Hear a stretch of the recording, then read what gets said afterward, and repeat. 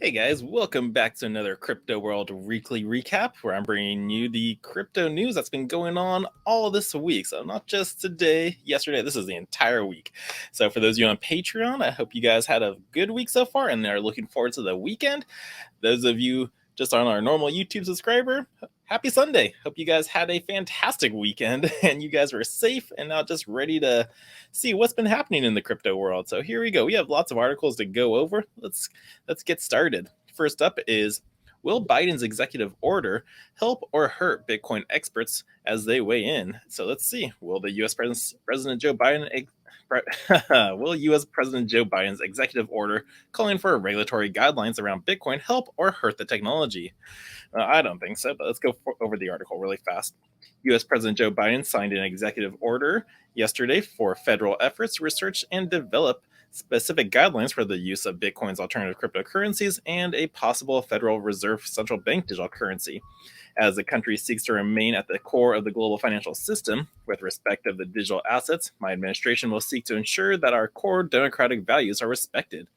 Consumers, investors, and businesses are protected. Appropriate global financial systems, connectivity, platform, and architecture, interoperability are preserved, and the safety and the soundness is the global financial system and the international monetary system are maintained as the order reads. So yeah, is Biden trying to kill Bitcoin? This was a lot of fear and, let's just say, FUD, fear, uncertainty, and doubt in the news when it was released. People are going, uh-oh, is America going to ban cryptocurrencies? No, he's not going to. If anything, he's pushing for a CBDC in the States, and that's going to actually boost the rest of the crypto market out there. So I see it as good news. Like, let's see what the last sentence was on here. I know they went over it. Let's see. Going down over the policy. The next order should kick off a period of dialogue between the call for a deeper study. Let's keep going down. This was a very long article. I actually read it on my YouTube channel if you want to get the full one, but this was a good one. Like, in a way, it's not going to hurt at all. But has added some more development. Oh yeah, this was a very long article. Let's go all the way down. So here it ends with, the fight will be in the trenches on things like proof of work, effective on energy climate stablecoins versus CBDCs and SEC, U.S. Securities and Exchange Commission versus CFTC, Commodity Futures Trading Commission's authorities. Pine said responding to public comments are providing fact sheets or other informed input is how we will ensure government policy is well formed. So yeah, but yeah, the way it works is it's not really going to affect the crypto market at all. Like, even like after this article was posted, the market spiked up and then the next day went back down. But yeah, market's going sideways. But in a way, this article was good news and bad news. Just to really break it down and go shorter. So yeah, expect America to finally start jumping on in onto the crypto bandwagon. So woo, way to go! Finally, last up to do so, as the rest of the country did so. All right, but yeah, that's that article on the Biden's executive order. Let's move on. Let's see. Bill from Bitcoin Senator Loomis would alter capital gains landscape for crypto. The Responsible Financial Innovations Act is still being drafted. Loomis staffer Tyler Lindholm told Decrypt what's in it. So in brief, the Senator Cynthia Loomis has been working on the Responsible Finance Innovation Act since last year. It touches upon taxation and security rules as they relate to cryptocurrencies. A new bill from Senator Cynthia Loomis, the Republican of Wyoming, seeks to overhaul cryptocurrency and can be taxed within the U.S. Loomis stated a policy director, Tyler Lindenholm, told Decrypt Daily Podcast that the Responsible Financial Innovation Act, which is still being drafted, will provide clarity to the industry and users. One of the biggest aims is to provide guidance about capital gains related to crypto mining, staking, and spending. What we're really looking at there is just integrating digital assets into the system of taxation, he said. Capital gains represents the increase in value from when you purchased an asset to when you sold it. Conversely, capital losses represent a decrease in value. The U.S. taxes net gains on assets such as crypto. The problem that many people unwillingly face, however, is that a whole slew of common instances are in fact taxable events. For starters, paying for something in Bitcoin or another coin equates to selling it in Uncle Sam's eyes. So if you bought a Bitcoin when the coin was 20,000, then purchase a Tesla with a Bitcoin while it was 35,000, you're going to be hit with a capital gains tax on $15,000, which is a difference. The bill would do several things on this count. First, it would provide a tax exclusion of up to $600, so crypto users wouldn't be hit with a tax bill for buying the proverbial coffee. While Loomis would prefer it to be higher, according to Lindenholb, the exact amount could actually end up being lower. The senator is looking for a bill that can pass this Senate. So that's actually really good. So what she was saying there is, like, instead of being taxed at capital gains of $15,000 a difference, like if you're just spending your cryptocurrencies, which like I do every day use cases, like up to $600, it wouldn't be hit by that tax bill at all. So it's kind of good. So this is an awesome article that she was coming with. Let's see. So this isn't a theoretical, and this isn't theoretical. Internal Revenue Service guidance on this issue doesn't mention staking, but does state that Bitcoin and other proof of work cryptocurrencies are taxable as income the day they are minted. A Kentucky couple who were taxed for Tezos staking rewards have sued the IRS in federal court over the matter. So this bill would also allow people to exit retirement schemes such as 401ks and IRAs and reinvest the money into cryptocurrency without fancy footwork or a big tax bill. Now, finally, it seeks to codify Loomis and Senator Ron Whedon's unsuccessful amendment to the $1 trillion infrastructure bill signed into law last year, according to industry advocates and Senator Loomis, a provision within the tax bill, which redefined brokers to include crypto actors, was overly broad. It could be read to require Bitcoin miners and proof-of-stake validators to provide the IRS with tax information of the other network uses. The Responsible Finance Innovation Act would redefine broker to make clear that while exchanges and custodians are brokers, most other actors aren't. Senator Loomis has been very friendly to Bitcoin and other cryptocurrencies during her time in the Senate. According to Loomis, she first bought her Bitcoin in 2013. Smart woman. Oh, yeah. So that was a pretty good article right there of like how she's playing a key role in the crypto adoption, the states and everything, adding new bills to make like that are just getting rid of like the stupid ones out there. Because it's like, come on. But yeah, so this was a really good thing happening in the crypto world. Yeah, because like I said, I use my crypto day to day in daily spending. So why should I be taxed crazy on it when I'm just switching it for a cup of coffee? So yeah, great article. Let's see what else is going on in the news.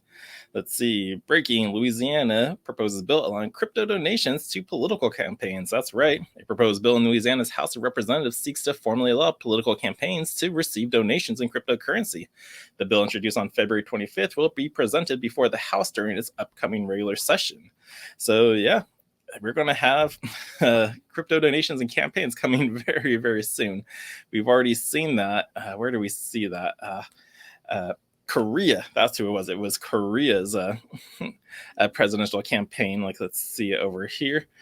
Pro-crypto candidate Yoon Suk wins South Korea's presidency. South Korea is set to have a new president in May following a win by Yoon Suk Yeol, who platformed on crypto deregulation, among other issues. So yes, this guy won his campaign, and it was basically he used NFTs to get the younger generation in and on board for him. And he literally won with under like 0.5%. So this is crazy. So we're going to see this, like we're seeing this in other countries, and now we're going to see this in the States too. And yeah, so don't be surprised if the next election is going to have some type of NFT or crypto donations for their campaigns. Like, it will definitely be happening. So that was some good news right there. Let's see, let's move on, because again, lots of news today. Let's see if you missed it. Music sharing service LimeWire is back as an NFT marketplace. The dormant peer-to-peer IP is being rebooted as a platform for music NFTs and other collectibles from musicians. That's right. For those of you who were around in the early 2000s and got to use this service before 2009, you're probably illegally downloading a lot of music, probably like Britney Spears, Backstreet Boys, was Justin Bieber around during that time? No, I don't know, but like this was the main source of like high school students and kids getting all their music and videos. I was one of those people, and then I got an email. Oh, my entire family got an email saying you illegally downloaded it. Don't do it anymore. But funny, but yeah, these guys are back.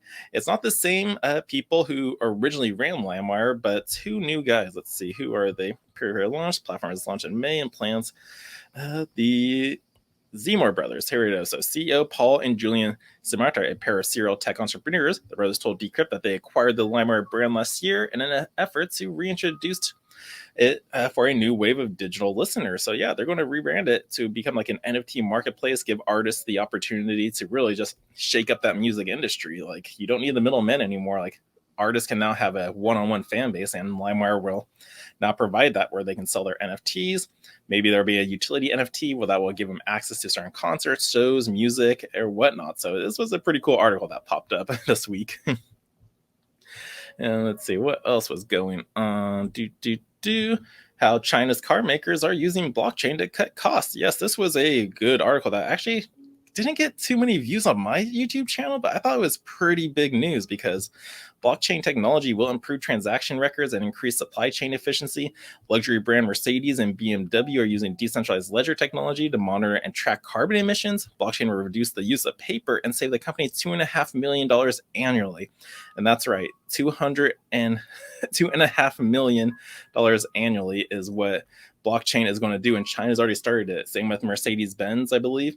Like, when you can store data and transactions on the blockchain, a distributed ledger, like you don't need to use paper anymore. And that's definitely going to save on carbon emissions, cutting out trees. So blockchain can actually help save the world and be eco-friendly. So don't even worry about the proof of work miners. They even take up less energy than your traditional bank and probably schools for just mining Bitcoin.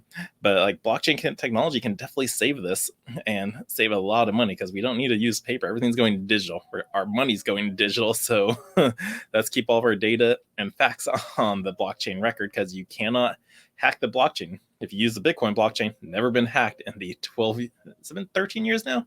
Came in 2009, yep, and the 13 years it's been around, its blockchain has never been hacked. So, yeah, so this is great news and how it's helping the world out and everything. So, way to go, China. I don't agree on everything you do, but this was one good thing that is being started and used. So, hopefully, the rest of the world can pick it up and start saving some money too by just using blockchain technology.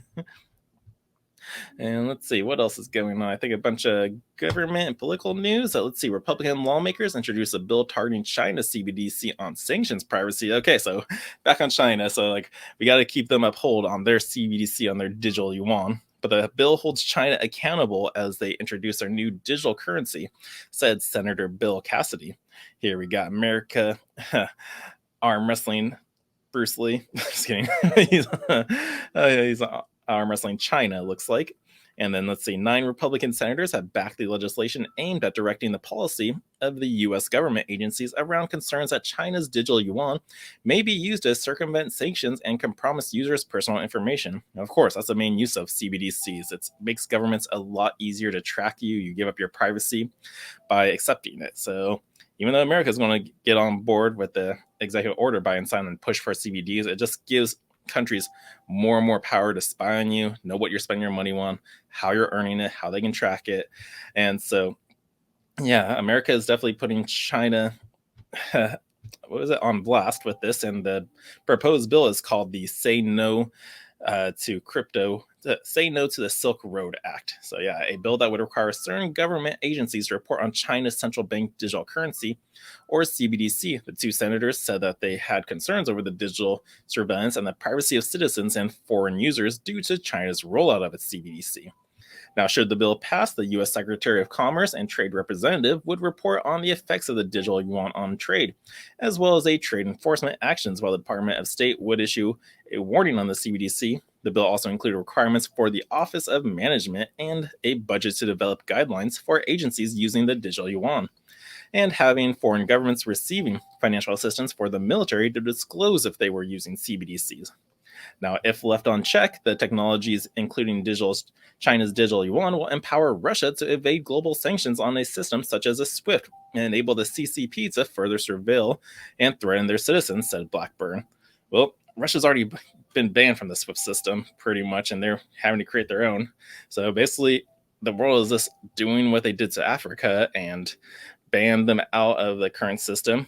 Africa usually has more gold than the rest of the world, but they have to sell it at a cheaper cost and buy it at a higher price if they do want it. And basically, Russia's doing the same thing. So all these countries out there are just pushing more towards the use of adopting cryptocurrencies and blockchain technology, because if you can't use the normal system, you got to go to the next best thing, and that's going to be cryptocurrencies. But this act is definitely going to keep everyone in check on it as China's CBDC rolls out. Let's see, who else do we have in here about CBDCs? We had Jamaica's central bank to airdrop a Jamdex CBDC to early adopters. Yeah, people are going to be getting $16 to help spread the awareness and usage of their CBDC. The first 100,000 Jamaican citizens to use the country's new central bank digital currency, known as Jamdex, will be given a free $16 payment in hopes of promoting a widespread adoption. So yeah, will people be using CBDCs? Yes, they're going to be around. That's for certain. But if you have like your if you get in on it now and start collecting like true decentralized tokens like Bitcoin, Litecoin, and those are the only true ones I truly know that are truly decentralized. Ethereum's kind of decentralized out there, but people will be using it. And like, let's see who else was also in the news about their CBDC. Caribbean CBD Dcash is back online after 2 months downtime. So yeah, the Caribbean has already had their CBDCs out and running, but they've been offline for 2 months. The Dcash is back online after 2 months of downtime. The currency is used by 7 Caribbean nations, with an eighth to join. The downtime highlights the risks of CBDCs, which governments have to connect with. So yeah, here's a CBDC photo. Dcash, the Eastern Caribbean Central Bank digital currency, is finally fully functional again after 2 months of downtime. The CBDC network went down in January earlier this year. The Eastern Caribbean Central Bank CBDC Dcash is working once more after being inoperative for nearly 2 months. The bank posted an announcement updating citizens on the matter on March 9th, saying that the malfunction was due to a technical glitch. So yeah, that's what governments are saying, but who knows what they were really doing with it. The downtime highlights the precautious nature of governments launching CBDCs and the challenges they will face. While they still want to seize upon the benefits of digitized currencies, they have to contend with potential risk. Consequently, some countries are taking it slow, not the least of which is the United States. Like I said, we just got that bill, which is going to be pushing towards CBDCs in the States. Like again, like everyone knows America is behind, and yeah, they're just playing catch up. Let's see. I know there was one more article I had on CBDCs. Here we go from Blockchain News. CBDCs will not change the role of stablecoins, says Tether CTO.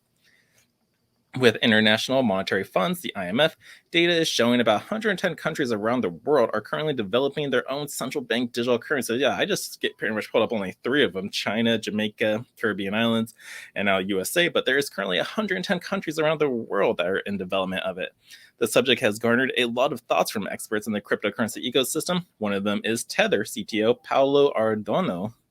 So yeah, here's a tweet from him. Let's see, a few thoughts on CBDCs. Fiat is mostly digital already, true, but it relies on an outdated tech infra built 30 years ago and kept together with rubber and bands. Oh yeah, and it requires a ton of maintenance with enormous costs and is not standardized at a capillary level. He also went on saying CBDCs are based on the idea that Tether had 8 years ago, creating the first stablecoin. CBDCs will replace the SWIFT, etc. Banks will accept transfers via CBDCs as any wire, and CBDCs will settle most of credit/debit card flow, especially over the weekend. So yeah, it's going to help like instantaneously, very fast. But yeah, according to Ardono, the tech upon which today's traditional money was built came into use about 30 years ago, hence notably outdated, noting that besides the fact that technology is not standardized and capillary level, it also requires an enormous amount of maintenance with enormous costs. So yep, he's not wrong there. But yeah, countries are developing a CBD solution with pronounced progress, including China, whose public trials saw the much anticipated eCNY currency being used for transactions at the just concluded Beijing Olympic Games. Besides China, the central banks of Bahamas and the central banks of Nigeria are recognized as 2 nations that have launched a functional CBDC to date. So very few have had a successful one, but they are coming. There's tons of twists and turns like countries have to go through to get this all set up. Or are they just going to accept another currency that's already been built out there? Use a stablecoin, use XRP, use Bitcoin. Who knows what people are going to use? We just got to keep up to date, see what's happening. But the adoption of cryptocurrencies is coming, my people. Yes, they are. And let's see, we're almost done. Let's see. Virginia Senate bill passes that allows state banks to offer Bitcoin custody and services. So yeah, a bill just passed in Virginia that allows banks to be able to hold cryptocurrencies. And how does this work? They're going to be able to hold it in a fiduciary or non-fiduciary way, in which the banks will say, yeah, keep your cryptos with us. We'll set up our own private keys for you, and you're still going to be in charge. We'll have the insurance on it, or you can just keep your money with us, and we won't create the seed phrase, and you still have your own private keys, so you can take them off whenever you please. But you're just going to trust us to hold on to it. So this was actually a scary news article because This is just giving the banks the ability to seize and accept cryptocurrencies now in their possession. This makes me think back to the 1930s, like after the Great Depression, when they took gold off the US dollar standard, and then they made owning gold illegal and confiscatable. And since so many people were hurting during that time, they were just literally giving up their gold to the banks, to the governments, just to be able to have some money to put food on the table for their families and loved ones. So this is kind of scary, where I think something could happen in the world. We are definitely in a bubble right now. We are definitely well past our due date, because the last one was back in 2009, the real estate market crash, and that was just a band-aid that fixed that issue. They never really solved it. So like when that happens, a lot of people will get hurt, and this is just allowing the opportunity for governments to be able to have control of it. So yeah, we'll see what happens with it. But again, you can now keep your cryptos in the bank. I don't recommend it, but if you want to, go for it. I'm not telling you what to do. I cannot do that. It's all up to you, people. But yeah, it's a scary article, but I can't even tell if it's good news or bad news, really. Like at this point, I think I covered this article twice, and it just scares me. That's my honest opinion. It just really scares me seeing this. So yeah, let's move on. What else is going on in the world? Let's see. U.S. Treasury needs a campaign on educating the masses on crypto investments. So yeah, looks like the Treasury Department intends to launch a campaign to educate the public about the risks associated with cryptocurrency investments. The Treasury's Financial Literacy Education Commission will lead the effort, with the goal of creating educational tools and understanding of crypto assets and the challenges of investing in the digital assets. So yeah, looks like governments finally want to educate the world on cryptocurrencies and like what are the risks to it. Well, there's also other places you can get educated. Hence, Crypto World. Come to us. We offer online classes, and we also offer in-person classes. Every Tuesday, we offer crypto over coffees. Just come in the morning from like 9 to 11. We have this new speaker every day, and we just talk about cryptos, and you're definitely in a great environment to do so. But yeah, so education is key right now, and this was a good article just showing that people need to be educated. And yeah, very good. See, almost done. 2 more articles to go. World's largest movie theater chain now accepting Shiba Inu and Dogecoin ahead of schedule. So AMC is back. They talked about this a couple months ago. Adam Aron, the CEO of AMC Entertainment Holding, revealed on Thursday that the movie theater chain has already started accepting payments in Dogecoin and Shiba Inu a week ahead of schedule. Here's this tweet.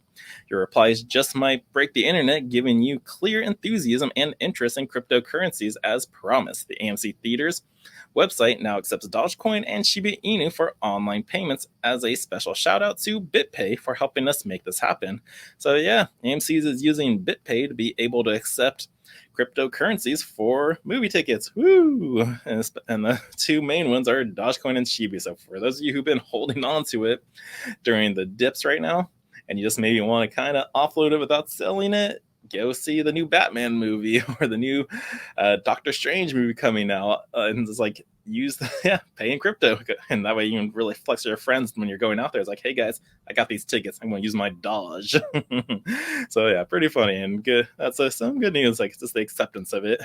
Can't wait to see more areas start slowly accepting. Like I know as I've been definitely traveling the States, seeing the world and everything right now. Like I see like now stickers in the store saying we accept Bitcoin. So that is very cool to see that people want it. They want to accept it. So instead of having to buy it themselves, they can just do a service that anybody's going to be doing anyways and get paid in crypto. So very cool. And lastly, in the news, Stripe launches a payment support for crypto business partners with FTX. The global payment giant Stripe has announced that it now supports crypto businesses, including exchanges, wallet providers, and NFT marketplaces, among others. I believe this is going to be with FTX, like a new partnership. According to the statement on its website on Thursday, Stripe now offers a fiat payment API integration for crypto businesses to process crypto to fiat currency payments as part of the toolkit for crypto firms. Stripe says it also is offering flexible on-ramps for exchanges. These on-ramps, as co-founder John Colson put it on Twitter, will enable both fiat deposits and withdrawals for crypto exchanges. Stripe's crypto business toolkit also includes protocols for user identification and fraud prevention. Crypto exchange FTX and its US affiliate, FTX.US, have partnered with Stripe to improve their Know Your Customer protocol. So yes, it was FTX. The partnership will see Stripe build use onboarding protocols, including identity verification. According to an announcement, the partnership will also see Stripe providing payment services for the exchanges. Based on partnerships, FTX and FTX users will be able to buy crypto using a debit card and direct bank transfers via automated clearinghouse transactions. So today's announcement is the first major crypto-related news from the company since it's announced the creation of the teams dedicated to Web3 payments in October last year. So at the time, the company stated that it was hiring engineers and designers to build the future of Web3 payments. So yeah, pretty cool. Stripe is getting in on the action, and they partnered with FTX, and they were one of the big guys on the Super Bowl ad campaigns. Like there was really only 5 or 6 cryptocurrency ads out there, and FTX was one of them. So this is a big deal for Stripe. So very cool. So yeah, that is about it for the crypto news week. Lots of stuff did happen. I hope you guys got some good information from here. If you did, don't forget to hit that thumbs up. It helps with the algorithm and gets our videos out there so people can stay educated. And also don't forget to subscribe so you don't miss a beat. We stream Cryptos Over Coffees on Tuesdays. Beers Over Bitcoin. It's called Bitcoin Over Beers. Usually every Thursday. We progressed this month's one because the following Thursday is St. Patrick's Day, so we're moving that up. And then we also get the weekly recap with Bitcoin Ben and Jeff, and talking about what's been going on in the world. This week, I filled in for Ben because he is on his way to California to do a meetup with Bix Weir. And so, yeah, I was happy to fill in for him. But yeah, so again, don't forget to subscribe, and that way you're just not missing a beat on everything crypto, and you're staying well informed. So thank you so much for watching, and until next time, the Crypto Sherpa is out.